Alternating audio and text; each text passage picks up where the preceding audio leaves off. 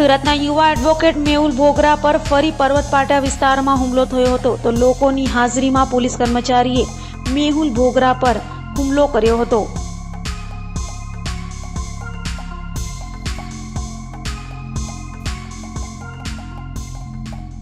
સુરતમાં કાયદાના રક્ષકો સહિતનાઓને કાયદાનું પાલન કરાવનાર એડવોકેટ મેહુલ ભોગરા પર ફરી હુમલો કરાયો છે।